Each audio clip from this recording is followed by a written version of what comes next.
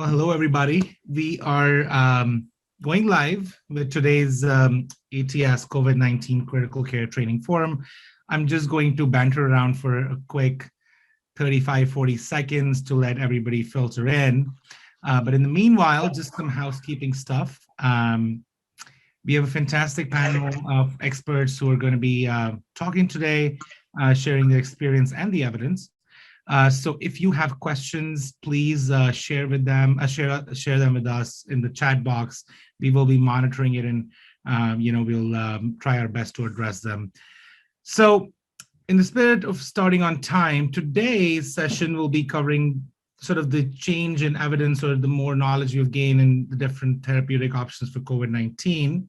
Just a reminder that this training forum typically happens every Tuesday from 8 to 9 p.m. Eastern Standard Time.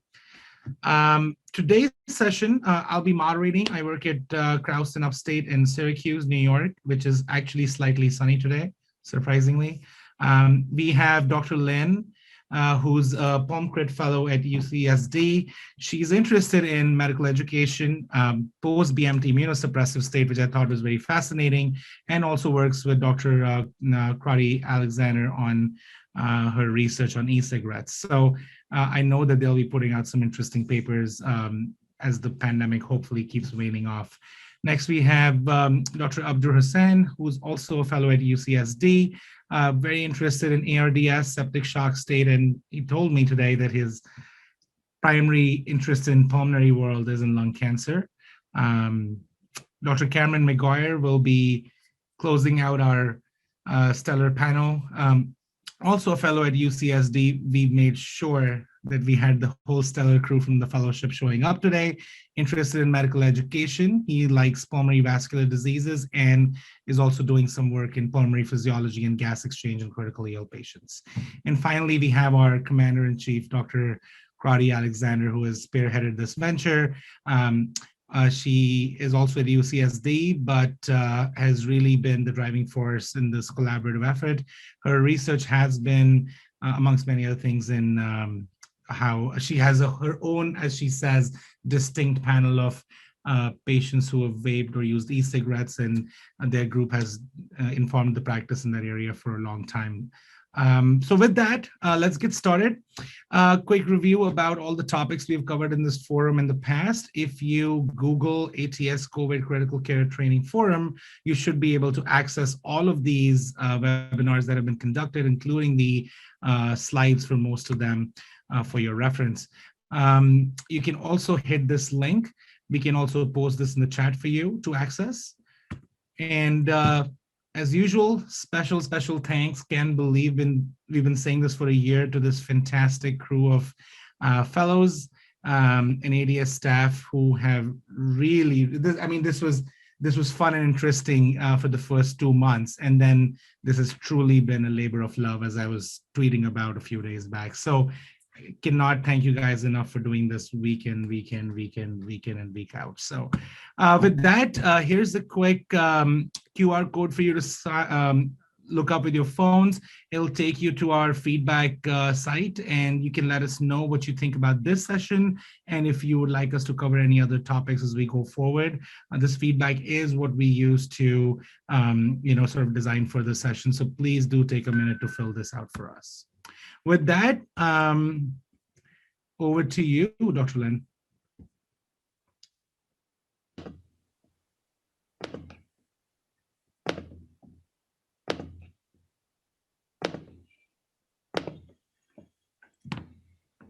So again, thank you for the introduction. As Dr. Kaul mentioned, I'm a third-year PCCM fellow at UCSD, and I will be reviewing the current knowledge related to corticosteroid use and SARS-CoV-2 infection. So as we all know, there have been a number of clinical trials that have been performed to study various therapeutics, including different corticosteroids of different doses and durations. And so today we're just going to be reviewing some of the current literature to date. So we've all sort of managed COVID-19 patients at this time, and we know there is a subset of patients with COVID-19 who do progress to this sort of hyperinflammatory syndrome, sort of likened to a cytokine storm. And it's thought that when the virus invades the airway and alveolar epithelial cells, that specific immune cells are sort of stimulated to produce cytokines, and that these in turn promote migration, infiltration, and additional production of additional cytokines and chemokines, and that this pathologically sustained process can ultimately result in multi-organ dysfunction and death. And this is sort of supported by some of the earlier studies from Wuhan, China, that showed that these critically ill patients with COVID, these patients who were amidst the ICU for COVID-19, had elevated inflammatory markers and higher pro-inflammatory cytokines compared to their patients that were housed on the floor. Furthermore, they had sort of demonstrated that these higher plasma levels of certain cytokines, such as IL-6, were independent predictors of the severity of COVID-19. So the obvious next thought is maybe dampening this inflammatory response may result in overall improvement in morbidity and mortality. And so we all know that glucocorticoid has anti-inflammatory effects, but I do want to review some of the anti-inflammatory pathways that it blocks by inhibiting prostaglandin production. It does this through 3 independent mechanisms. So it induces and activates annexin-1, which is an anti-inflammatory protein. It induces MAPK phosphatase 1, which is also an anti-inflammatory protein. And additionally, this sort of cortisol and glucocorticoid sort of receptor complex binds NF-κB in its transcriptional activity. So in its active state, NF-κB sort of stimulates the transcription of cytokines and chemokines and induces the transcription of cyclooxygenase 2, which is very essential for prostaglandin protection. And in its inactive state, NF-κB is sort of sequestered in the cytoplasm. And so this interaction between the glucocorticoid receptor and NF-κB does account for a lot of the inhibitory effects of glucocorticoids. Now, there are recent studies that have suggested that glucocorticoids also have anti-inflammatory effects that are not mediated by changes in gene expression, and these may be related to the activation of endothelial nitric oxide synthetase. Long story short is that glucocorticoids clearly work through multiple different mechanisms to control inflammation. And there's sort of both beneficial and deleterious outcomes that have been reported with its use. We all know that ARDS and corticosteroids have a long sort of past, but most recently in 2020, the DEXA-ARDS study did show that dexamethasone was associated with a shorter duration of mechanical ventilation and reduction in all-cause mortality. Now, dexamethasone has also been studied in other types of coronaviruses, including SARS and MERS, and corticosteroids was associated with sort of a delayed virus clearance in that time. So the question comes as to what happens in SARS-CoV-2. So I do want to review one of the RCTs, the recovery trial, in depth, as its findings really have shaped our current management of COVID-19. The recovery trial was sort of designed to evaluate the effects of actually various treatments in COVID-19 patients, and this was amongst about 176 organizations in the UK. They had recruited hospitalized patients with suspected and confirmed COVID-19, and they randomly assigned them in a 2-to-1 ratio to either standard of care or PO or IV dexamethasone 6 milligrams for 10 days. And their primary outcome was 20-day all-cause mortality. So they had recruited about 11,000 patients. They had randomized 6,000, and ultimately it was a little over 4,000 patients in the standard of care group compared to a little over 2,000 in the dexamethasone group. So you can see through this table that the two groups had very similar baseline characteristics, but there are some factors that were known to contribute to mortality in COVID-19 that are not mentioned here. So, for example, obesity. And you can also see that for patients who were receiving mechanical ventilation, we don't have a clear understanding of the severity of hypoxemia they had or the ventilator settings. So you can see in both figure 2 and table 2 that the 28-day mortality was significantly lower in the dexamethasone group compared to the standard care group, around 22% compared to 25%. And then in this additional subgroup analysis, there was a trend that showed the greatest benefit of dexamethasone in patients who were actually receiving mechanical ventilation here. Figure 2B here and 2C actually also shows that the incidence of death, also showed that the incidence of death was lower in the dexamethasone group amongst patients who were receiving invasive mechanical ventilation, as well as those who were on oxygen, but there was no clear effect of dexamethasone in patients who were not receiving any sort of respiratory support at randomization. Now, the results of the recovery trial actually led to the majority of the ongoing trials of corticosteroids to suspend recruitment and terminate early, but I did want to briefly review some of the major RCTs. So in the Codex RCT, In the Codex RCT, IV dexamethasone in sort of moderate to severe ARDS with a PF ratio of less than 200 was associated with a statistically significant increase in the number of ventilator-free days. What about studies that did not use dexamethasone? So in the REMAP-CAP trial, this evaluated the utility of hydrocortisone. It did not actually meet their pre-specified criteria for statistical superiority, although they did know that their Bayesian probability of superiority for the hydrocortisone was 80 to 93%, depending on either the fixed dose hydrocortisone group or the shock-dependent hydrocortisone group. Now, this is a Cape COVID trial, and these patients were randomized to standard of care or low-dose continuous hydrocortisone. And they noted that treatment failure, while it did occur less in the patients who were in the hydrocortisone group compared to the placebo group, the difference was actually not statistically significant. And again, this trial was also stopped early. And then in this RCT, this actually evaluated the utility of IV methylprednisolone, and they looked at the percentage of patients who had sort of clinical improvement based on the definition I have listed here, such as Borg score greater than 3, improved dyspnea, no fever, SpO2 of greater than 93. And they noted that the percentage of patients with clinical improvement was higher in the methylprednisolone group than those in the standard of care group. Additionally, the mortality rate was lower. And last trial that I did want to discuss was briefly was the COVID RCT. Now, these patients were randomized to either placebo or IV methylprednisolone, and they noted that there was no difference between the 28-day mortality. But a further subgroup analysis did show that patients who were older than 60 years old had a lower mortality rate. So I'm sure you all have seen this meta-analysis, but this meta-analysis actually includes 7 RCTs and includes most of the trials that we discussed, with the exception of the COVID trial. So this meta-analysis actually focuses a lot on critically ill patients who are randomized to standard of care or corticosteroids. So for example, you can see that the REMAP-CAP and the steroids SARI trial only enrolled patients who were admitted to the ICU. You can see that the DEXA COVID-19 and the Codex trial only enrolled patients who were requiring mechanical ventilation.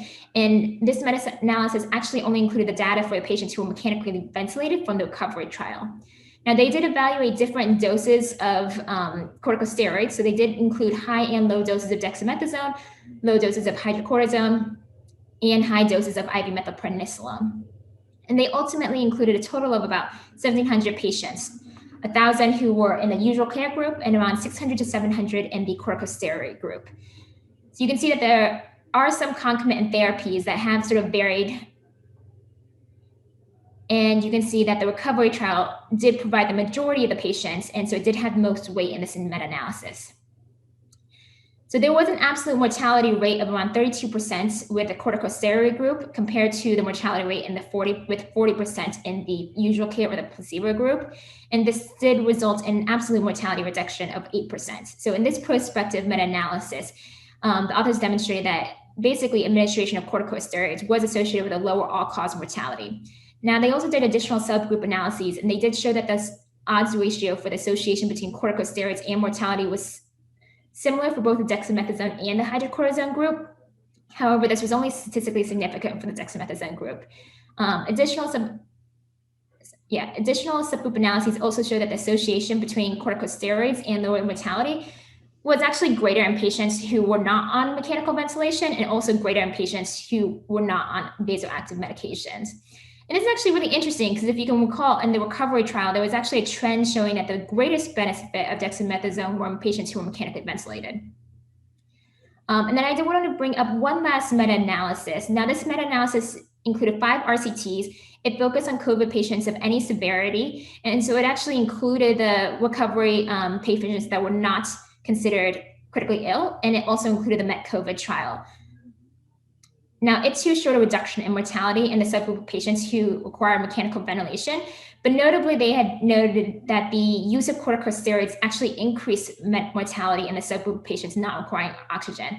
So they actually had an absolute mortality increase of 4% with a p-value of 0.05 and a number needed to harm of 29. Now, there are some additional meta-analyses that I didn't discuss. These are some of the other meta-analyses in SARS-CoV-2. Some of these did include RCTs as well as additional case series, sort of retrospective studies. I think the second one also included some country-specific sort of public reports. But long story short is based on these findings, IDSA did come out with a guideline, and similar statements were published by BMJ. So you can see this graphic on the right. And they did recommend the use of corticosteroids in hospitalized patients with severe or critically ill COVID-19. And they did recommend the preferred corticosteroid being dexamethasone at the route and dosage as performed in the recovery trial. Now, they did say that you can use alternative glucocorticoids if dexamethasone is not available. But again, as we know, the evidence to support the use of methylprednisolone and hydrocortisone is not nearly as robust as that demonstrated in dexamethasone. And they do recommend monitoring patients for adverse effects, including reactivation of latent infections, including like Hep B, strongyloides. And they also did talk about monitoring drug-drug interactions, as dexamethasone, as we all know, is a CYP3A4 inducer. So it may reduce the concentration and efficacy of some of its concomitant medications that are CYP3A4 substrates. Now, these trials did sort of lead to additional questions. And specifically, one of our questions, at least one of my questions was, is this mortality benefit really a class effect, or is it more nuanced and limited to dexamethasone? And like, how exactly is dexamethasone different? And so we do know that dexamethasone lacks mineralocorticoid activity, and so it has minimal effect on sodium balance and fluid overload. It has a longer half-life, and actually in comparison to hydrocortisone, there are some differences in terms of its anti-inflammatory effects. So hydrocortisone actually has a lower affinity for the glucocorticoid receptor, and it demonstrates a little bit less inhibition of some of these pro-inflammatory transcription factors than dexamethasone. There is one sort of quasi-experimental interventional study that was performed in Lahore that tried to address this, and they looked at patients who had COVID, or at least moderate to severe COVID-19, and they qualified that based on their CRP and imaging, and evaluated the difference between methylprednisolone and dexamethasone, and showed that both groups actually had marked improvement in their temperature, their oxygen requirement, and CRP with no statistically significant difference. Now, this study was a little limited as there was also concurrent use of tocilizumab, no control group, and you can see that there is a slight difference in the number of patients altogether.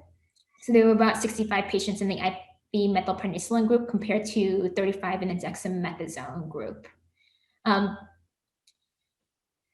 these are some additional questions that I think we've all sort of had based on the findings to this day. And so the question is, should we be monitoring biomarkers? Should we be using a taper? What's the optimal duration? And I think some of these questions are also being evaluated. So for example, the prior study did actually look at CRP on day 1 and day 5. I think that's about it that I have for me today. I will hand over the microphone to our next discussant, Dr. Abdur Husain, who can delve into some of the other updates of COVID-19. Beautiful. So while we're going through the transition, Dr. Lin, there's a question, and I think this is a very hard question to answer. So if you don't have a response, that's fine. The question is there a difference in the use of corticosteroids, based on the gender of the patient, or the sex of the patient? Do we know if in all these trials? Yeah, I don't think it's actually been studied. It is interesting though, because most of at least a lot of the COVID-19 studies did have a male predominance over female predominance, but I don't think specifically it has been studied. Got it. All right. Dr. Rahman, you're up. All right. Thank you, Dr. Kaul. Hello, everyone. It's hard to believe, as everybody was saying, it's already a year that we have been fighting this pandemic. One of the highlights of this disease has been proning patients in the ICU. It caught a lot of media's attention as well, and really is no easy task for our staff in the ICU. You see the slide. So we would not have been doing this if there was no known clinical benefit. Thankfully, we have years of data and strong evidence that proning improved outcomes, including mortality in severe ARDS. Patients who are on mechanical ventilation, however. It's worth mentioning the PROCEVA trial here that showed a significant difference in mortality, both at 28 days and 90 days. Although I must reemphasize that this is in addition to good ICU care and lung protective ventilation. So let us review some physiology behind prone ventilation and why we think it works. So if you think about what distends the lung, it is estimated by the transpulmonary pressure.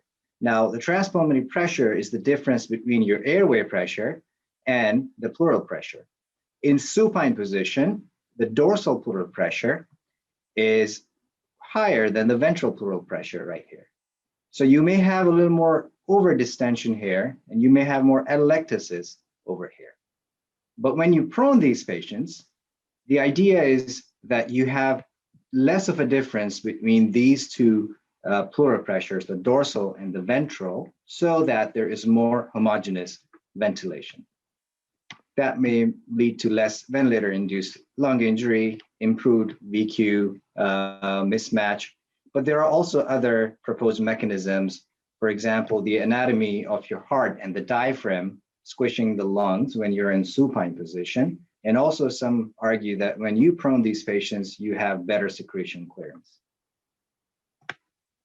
Keeping these mechanisms in mind, rightly so, a lot of people ask, like, what if we use proning in patients that are awake? They have lung damage, but they're not in mechanical ventilation. They could be on supplemental oxygen. They could be on non-invasive positive pressure or high flow. There are a lot of interesting questions here. Could proning avoid or the need for mechanical ventilation, or does it only delay mechanical ventilation or intubation? And that might actually lead to worse outcomes. This goes back to the question about what the right time is to intubate. And at least in the first half of the pandemic, a lot of centers were intubating early to reduce the risk of transmission during an emergent intubation. Finally, how practical is it to have somebody lay on their belly for long durations of time? So like most novel techniques, initially we only had observational studies that came out. Most of them were pretty small. They had 10 to 25 patients. For example, this study that was done in New York, as you can see, they enrolled some really sick patients, like on 15 liters of oxygen, SATs less than 93%, rate of greater than 30. Now, they did see some improvement in oxygenation 1 hour after they proned these patients. But a lot of these patients still ended up getting intubated. Not surprising considering where some of these patients started from, less than 70% of oxygen saturation. So other similar study also showed some improvement in oxygenation, but we still had very limited data. We did not know how sustained this improvement is. And we did not know, especially if we prone these, supine these patients again, would that benefit continue or not? But we need to remember that these were unprecedented times. Healthcare systems around the world were overburdened. A lot of places didn't have enough mechanical ventilators. So around that time, a lot of societies and hospitals, due to the physiologic plausibility, came up with proning protocols because they saw it as a cheap, harmless intervention that maybe had some benefit. But around this time, midway through our pandemic, there were randomized controlled trials that had already begun. Now comes the last quarter of 2020, which everybody would agree was pretty tough. By that time, we had enough patients in large databases. There were databases that had already been established by then.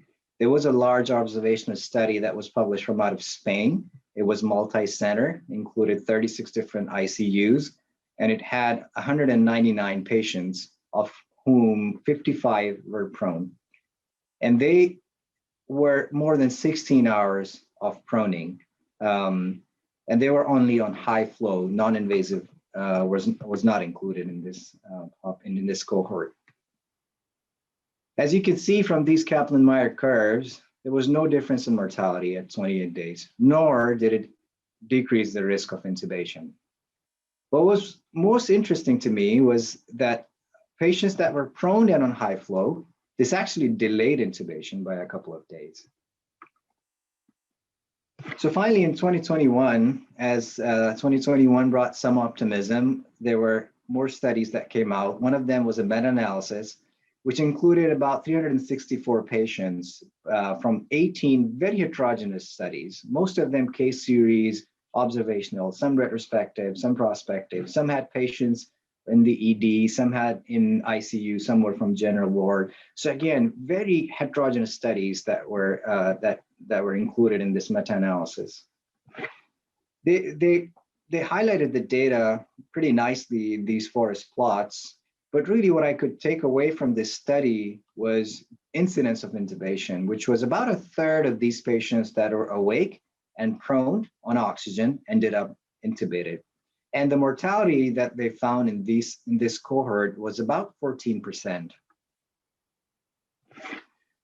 So as we continue to learn from this pandemic, one thing is for sure, it's not that simple. And when we look at the results from this randomized controlled trial, this was published recently last month, we are reminded that awake proning requires conscious and constant effort by patients. And it's hard to do even when you're not sick, to lay on your belly for a long duration of time. And with the limited data that they had, they actually saw no difference in oxygenation, which was surprising to me. Granted, there were only 15 patients in both control and the treatment arm, but the difference in oxygenation was not there. But what I took away from this study was that it's really hard to conduct randomized controlled trials to study proning in awake patients. You can't blind. This is not a drug. And this requires human behavior, which is hard to change or intervene on. But again, we'll be on the lookout, and it'll be interesting to see as the data comes out from other randomized controlled trials that are being done. So in conclusion, after what we have reviewed today and based on what I found in the literature, I think we can conclude that yes, prone ventilation has physiologic benefits. And there's little doubt that it helps in ARDS patients, severe ARDS in particular, that are on mechanical ventilation. Again, re-emphasizing good ICU care along with prone ventilation, including lung protective ventilation. And that improves mortality. So that's a given. But when it comes to awake patients, I just think there's not enough data to make any strong recommendations at this time. It's probably okay. I've prone our patients that are awake and we're on oxygen, but early on in their course, when they're stable and agreeable to try this therapy. But I wouldn't recommend it to be used as a rescue therapy. So that may actually delay intubation, and that may have worse outcomes. So I think that's the sort of review that we had, sort of starting from early pandemic to where the data as it was gathered and published. And I think that's all I have. And I wanted to thank you and Dr. Malhotra, who helped me in preparing some of these slides. Dr. Husain, thank you. That was a fantastic summary. Dr. Malhotra, since we have you on, and we always love learning from you and from your expertise, would it be very uncool if I asked you to join in and provide your perspective? Liz, is it possible to have Dr. Malhotra unmuted and see if he wants to throw in some other pearls real quick, as we're doing well on time? Sure, I'm here. Do you have a specific question, or do you want me to? In addition to sort of editorializing, I think for me, it's always been that, what we think comes from positive pressure versus, just spontaneous respiration, is that why we're not seeing the benefit? And then if it's not sustaining, long-term, why is that benefit not sustaining? I think that's the, Yeah, so a couple of things about prone. First of all, I thought Abdur did a great job, and Erica did as well. So thank you to them. In terms of why proning may or may not work pre-intubation, short answer is I'm not sure. I think I've seen anecdotes where it is quite helpful, but the nature of COVID is it's a very prolonged illness. The healing is very slow, and it's a 2 or 3 week course in many cases. And so I think It probably does work in shorter periods of time, but these patients have sort of progressive respiratory failure. They eventually end up intubated. The one thing I might sort of debate with Abdur a little bit is the delayed intubation part. There was a paper that came out recently from included Papazian and whatnot from France that suggested early intubation may have worse outcomes. And so the sweet spot in terms of intubating too early versus too late, I think we could debate. And so prone is being used to delay mechanical ventilation excessively, that could be problematic. On the other hand, if it's working to let remdesivir and dexamethasone and other proven agents do its thing, then perhaps there's a role for it. So I think it's a matter of individualizing that a little bit. Agreed. And I think you highlighted one point very well, that we also don't know when the injury did start or how, when did it start progressing, right? Because if you're seeing patients in our ICU, say at day 14 of their illness, they're well into the course of their illness, and we don't know which point the sweet spot of proning is as well. So yeah, no, that's a good point. Thank you, Dr. Malhotra. Appreciate it. Sure. All right, Dr. McGuire, we're doing fantastic on time. This is making my efficiency-related heart very happy. So you're up next.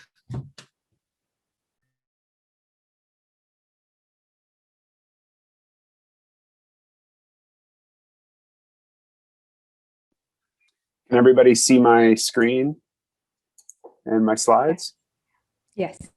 All right, excellent. So thanks, Dr. Kaul, for the opportunity to present. And thank you to everyone who's joined the ATS Triple CTF over the past year.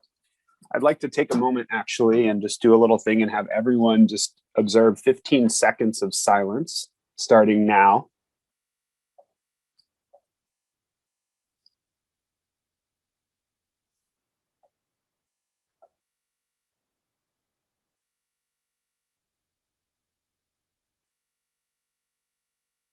Okay, that was 15 seconds. It probably felt like a lifetime.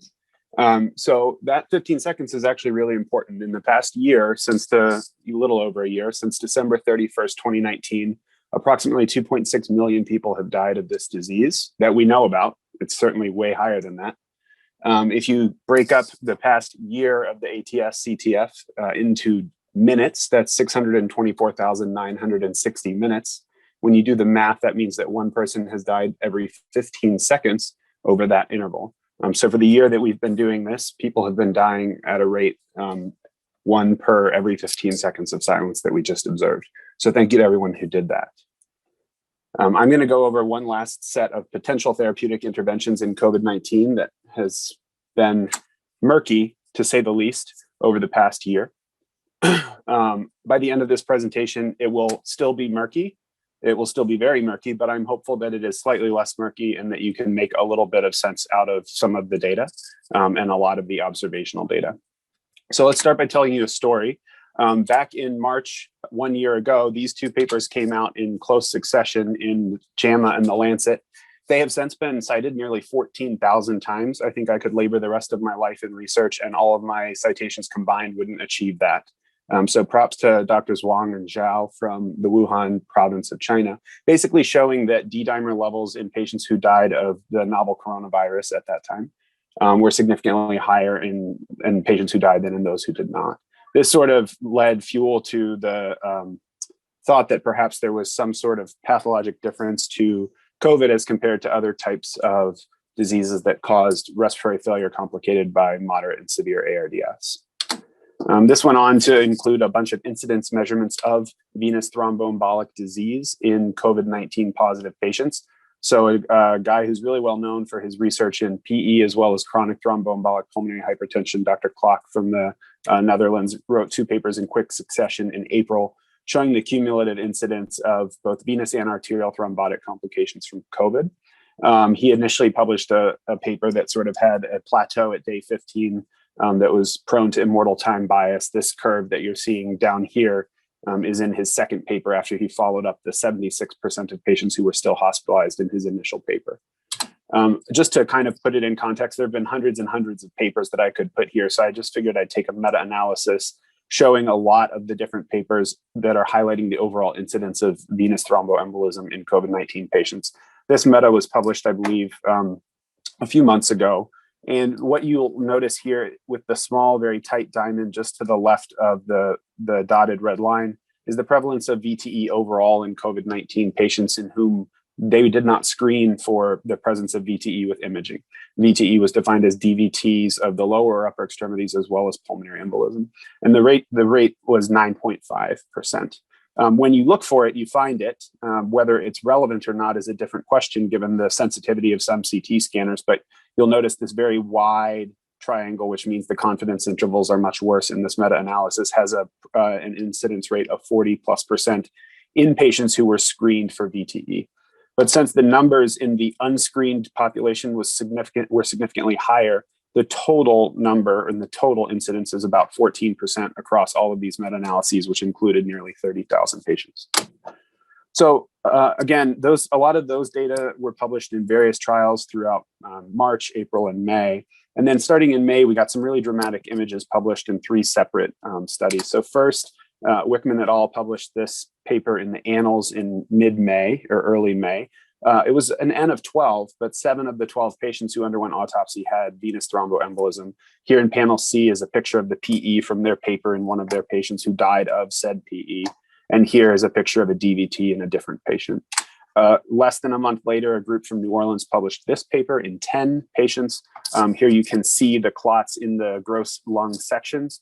And then here in panels A, B, C, and D are the microscopic findings showing a thrombus in a small pulmonary vascular capillary bed.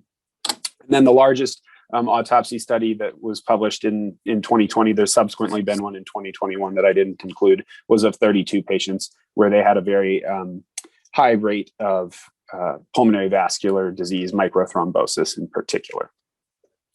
So this led to obviously questions about the therapeutic benefit of anticoagulation, and if so, at what doses.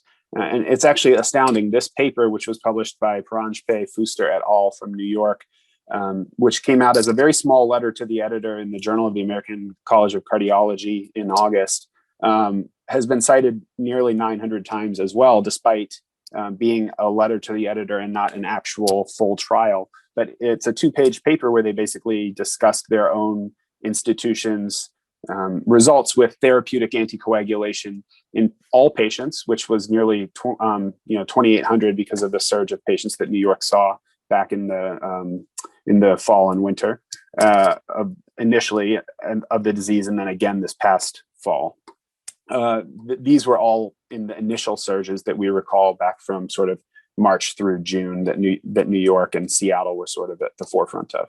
And then in patients particularly requiring mechanical ventilation in panel B, you'll notice that there seems to be a significant benefit in their study to therapeutic anticoagulation. And I will define what that means, treatment dose, therapeutic dose anticoagulation, later when it becomes more relevant to the studies I'll discuss. So all of these things are to sort of lay the groundwork for what became a very large multi-platform randomized controlled trial that was launched by the NIH as well as other agencies throughout the world.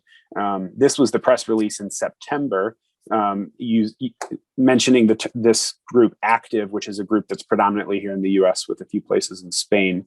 However, the ability to enroll patients quickly enough and generate data quickly enough to be practice changing seemed to be limited by having a single randomized controlled trial. So they ultimately developed a multi-platform MP randomized controlled trial, which combined 3 major study groups: ATTACK, Active, and REMAP-CAP, which you have already heard about from Dr. Lin. So antithrombotic therapy to ameliorate complications of COVID-19 is the ATTACK group. You'll notice the number of sites spread across 4 countries. Active is accelerating COVID-19 therapeutic interventions and vaccines. There are actually 5 different active trials. Active 1, 2, 3, and 5 do not deal with anticoagulation. Active 4A, which has been released in pre-publication servers, is about anticoagulation, and there is an Active 4B and an Active 4C pending, and those have to do with anticoagulation and antiplatelet agents. And then REMAP-CAP, randomized embedded multifactorial adaptive platform trial for community-acquired pneumonia. Man, that's a mouthful. 290 sites in a host of countries. So all of those groups combined their data into this multi-platform randomized controlled trial, which I'm going to go over fairly briefly, but in some detail, just so that we can see what the data are, prior to then maybe having a few minutes to discuss how we might intervene in terms of anticoagulation moving forward. Before we do that, however, I want to call everyone's attention to this clinical decision problem that was published in New England Journal in October. So recall that this press release was in September. The data for these 3 combined trials were not released until December and January. And yet in October 2020, nearly 60% of people said in a case that was given to them, and you can read the case later, this is how you can find it, that they would give an intermediate dose of anticoagulation, which I'll define what that is momentarily as well, over typical prophylactic anticoagulation in a patient who had a documented DVT ultrasound that was negative, a documented CT-PE that was negative, whose only changes were in uptrending inflammatory markers and worsening clinical status, i.e. requiring more supplemental oxygen. So even prior to the release of randomized controlled data, this seemed to be the trend in terms of practice patterns, at least across the nearly 7,200 respondents to this poll on New England Journal. You can see the total of responses down here. Okay, so what to do clinically?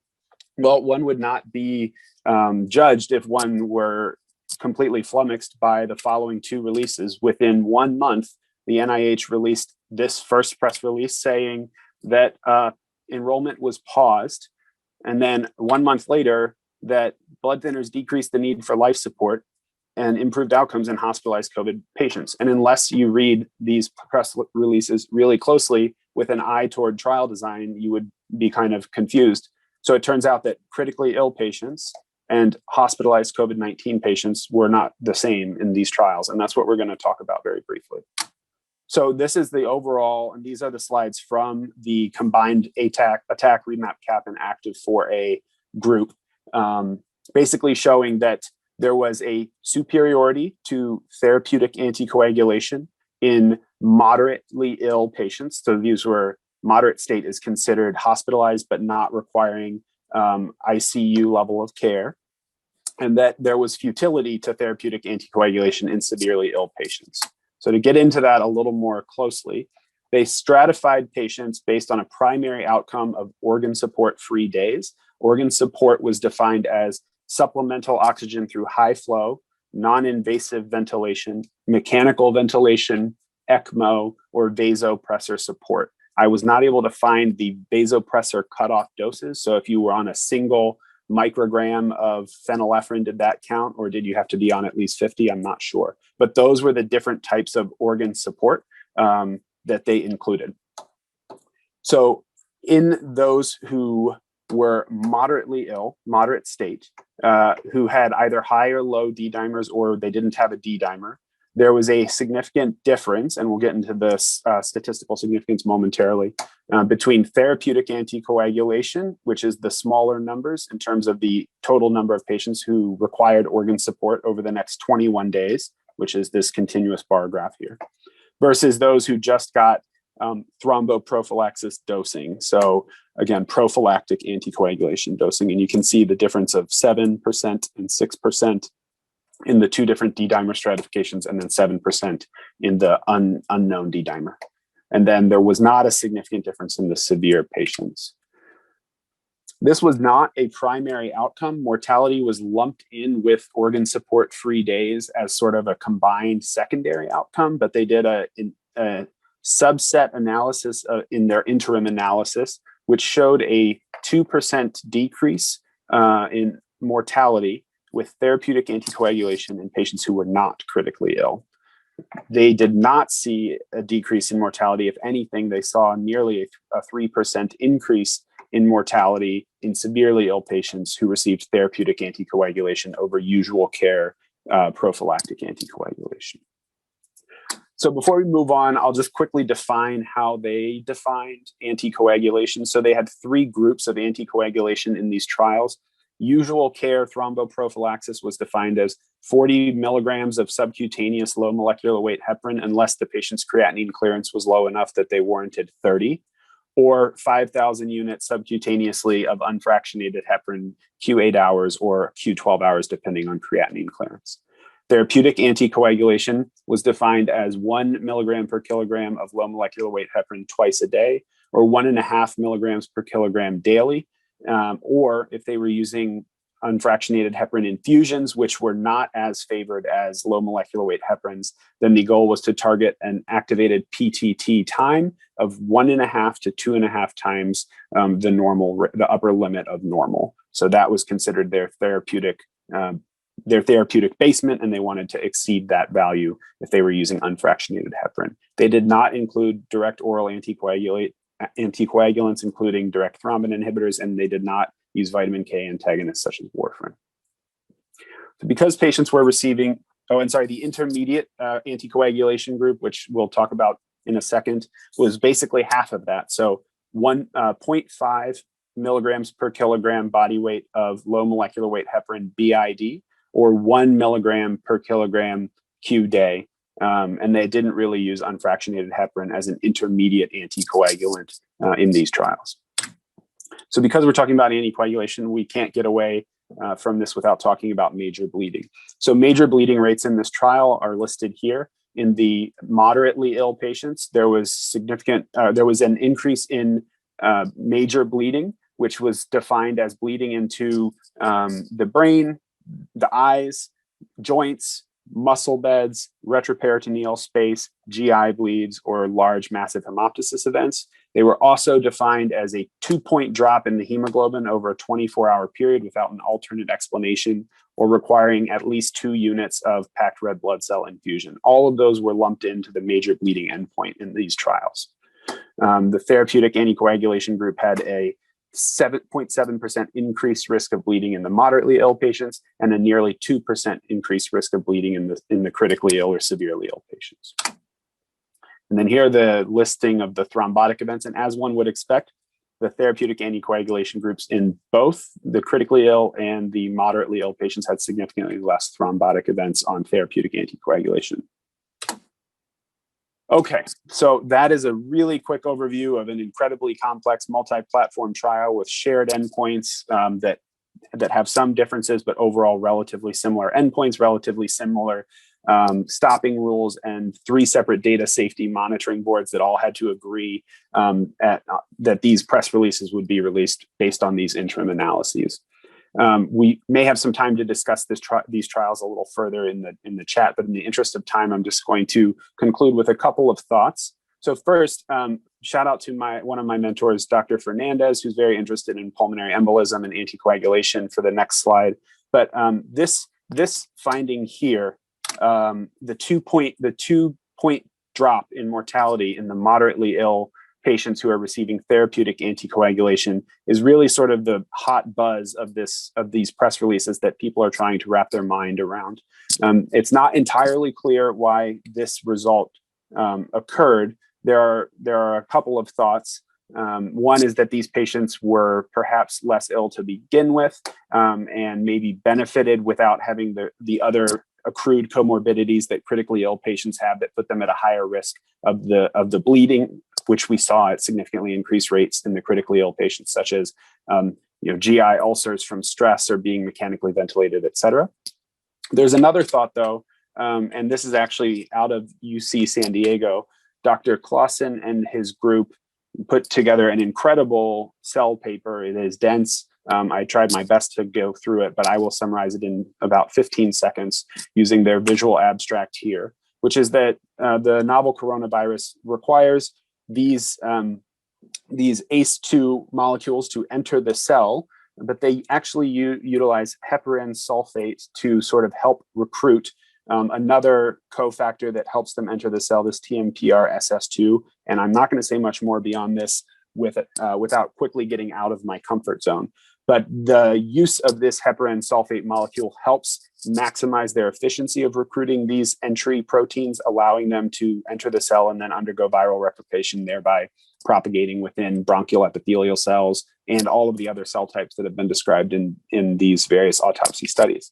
And it turns out that when you give patients heparin or not patients, sorry, cell lines of bronchial epithelial cells, heparin, that blocks these heparin sulfate moieties and prevents them from being utilized by these entry proteins, that the rate of viral replication and the rate of cellular infection by SARS-CoV-2 viruses go down significantly. So one potential explanation for why moderately ill patients are perhaps benefiting is that when they are enrolled in these trials early, which was defined as within 72 hours of a positive test, that perhaps the intervention of giving heparin is actually acting in almost an antiviral fashion in a similar way to our remdesivirs and some of our other well-studied drugs that were previously mentioned by Dr. Lin, as well as Dr. Malhotra briefly. Don't know if that's really the case or not. I think evidence will perhaps bear that out or not in the next few months. So where do we go from here? Again, I told you this was not going to result in clear waters. I think the waters are still murky. And honestly, I don't know the answer to that question. But I do have 3 quick thoughts. One, venous thromboembolism prophylaxis has always had a strong evidence base, particularly in critically ill patients. And I think we should continue to use it as we always have. Clearly, therapeutic anticoagulation, just empirically for the presence of COVID-19, was not borne out by these trials as a wise intervention. Despite the above findings, as of a few hours ago, which is why the no is in asterisks, I could not find any major professional society that had changed their recommendations about therapeutic anticoagulation for non-critically ill hospitalized patients. That includes the American Society of Hematology, CHEST, ATS, the British Thoracic Society, and the Thrombosis Research Society. So that is interesting because these data have now been out for nearly a month and a half. That brings us back to that New England Journal of Medicine question that I showed earlier, which was in the patient who had no DVTs and no PEs, but rising inflammatory markers and worsening oxygenation requiring stepping up to the ICU. Is it reasonable to initiate intermediate dose anticoagulation and split the difference between prophylaxis and full therapeutic dose? Maybe, I'm not sure. And then last but not least, stay tuned for data about antiplatelet agents being studied in Active 4B, as well as anticoagulation in patients who are discharged home from the hospital with a positive test but are not ill enough to be admitted, as well as continuation of anticoagulation upon hospital discharge in patients who were previously hospitalized and anticoagulated, being studied in Active 4C and beyond. So that's all I have. I'm going to stop sharing now and pause for a little discussion if we have the time.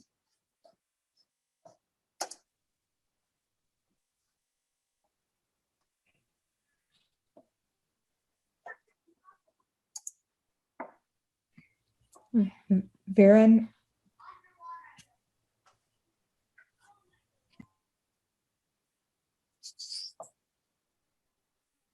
Great job, Cameron, as always.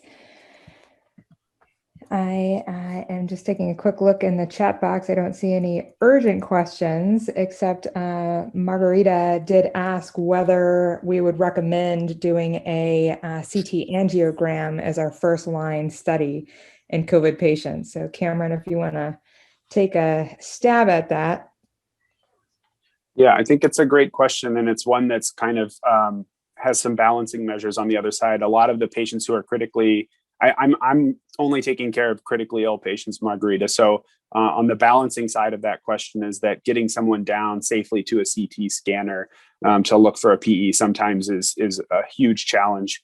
Not to mention, often these patients are in multi-organ system failure, including renal dysfunction. And then we give them a large bolus of potentially nephrotoxic contrast, if you believe in that or not, and potentially put them at more risk for harm. So I don't know that it would be my first line study, but certainly if I have no other great explanation for their worsening clinical status, their rising PaCO2 on an ABG, ongoing shock without another explanation, I may then consider prioritizing that study, particularly if therapeutic anticoagulation is as harmful as in severely ill patients as these trials suggest that it might be. And if I can add, I don't know if you guys can hear me now, but sorry, I kind of got lost there for a second, but I think a role of serial echoes cannot be understated. I think with how long some of these patients are in our ICUs, I feel like daily, every other day, echoes make a huge difference. Again, I think doing any investigation one time, I don't know if this is the right answer, right? Because they can get sick and then sicker the next day. So to your question, I think it's hard to justify CAT scans off the bat. But I think we're going to have closing thoughts and then maybe some time for questions. Dr. Crotty Alexander is going to summarize this very dense but sort of very informative set of presentations. So all yours. All right. And I did want to thank Dr. McGuire for particularly pointing out how many people have passed away from COVID-19, and give a shout out to everybody on the call who has worked so hard against this terrible disease. So really just one slide per talk. This is a new thing that we're trying out for these critical care training forums. So we look forward to your feedback on this. So as Dr. Lin was presenting on steroids as a treatment in COVID, I just wrote down the key points that she covered or discussed. One of the key ones being that steroids, we've always known that they can decrease inflammation, and in particular, the fact that we see these high levels of IL-6 and high levels of IL-8 and TNF alpha in these patients, we know that they have inflammation in the lungs and the systemic circulation. So not surprising that steroids were tried out as a potential therapeutic in this disease. And luckily for us, we do have several studies. There have been some evidence of steroids working in certain phases of ARDS in the past. And so far in COVID, it does look like steroids in COVID patients who require oxygen and who might require mechanical ventilation seem to benefit from steroids. What we don't know is whether one steroid is better than the other, and two that are being looked at closely are methylprednisolone and dexamethasone, and then how long to treat patients. And I think that's one question that came up, is that if you have somebody on one dose of steroids, but they're getting worse, should you go higher? Should you go longer? And we just don't know those answers yet. So great questions.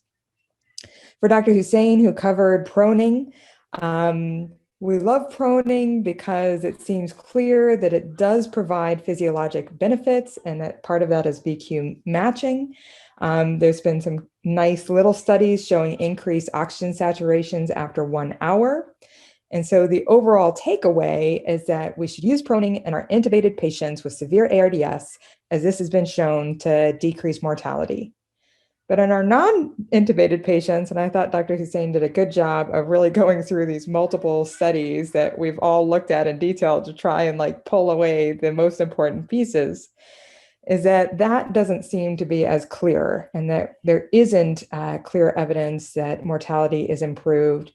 This might actually lead to delayed intubation. So you can use this, but you want to be careful and just be thoughtful about whether you're just simply delaying intubation, as the studies that he presented, sort of demonstrated that about 30% of those you asked to do this awake proning are going to be intubated. And finally, Dr. McGuire covering anticoagulation. So my first notes up top are that those first early papers that came out of Wuhan showed these high D-dimer levels in those who succumbed to the illness. And that sort of raised the antenna for everybody to say, oh, maybe we should be anticoagulating.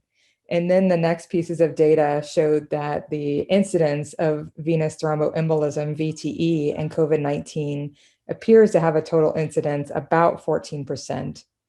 And that the autopsy series published to date have found high rates of both the large pulmonary emboli as well as microthromboses. So the thought of these microthromboses playing a particular role in COVID pathogenesis has become stronger over time. But in terms of what we should do as clinicians, seems like the takeaways are really consider anticoagulation in moderately ill COVID-19 patients. And that I agree with Dr. McGuire that seems like now would be the time for those professional societies to weigh in on what they think of these data that just came out. and then to continue our usual venous thromboembolism prophylaxis in all of our critically ill patients. And then again, just like Dr. McGuire said, can't wait to see the data coming out on outpatients, can't wait to see the data on how long we should be anticoagulating and what level we should be anticoagulating and what meds we should be using. So those are the takeaways for today. And I'm going to pass it back to Dr. Kaul. Beautiful. I think I already got a little feedback that people love this short summarizing version. So I think we're going to keep doing this. So guys, please keep coming back Tuesday, same time, same place, same Zoom link. I can't believe I'm saying that. Very corny. Have a great night. Thanks for staying with us for this hour. And guys, everybody, thank you for those fantastic presentations. That was really, really awesome. Have a good night, guys. Thank you, Viren. Have Bye. a great one. I have to say, this might be the first one that ended on time.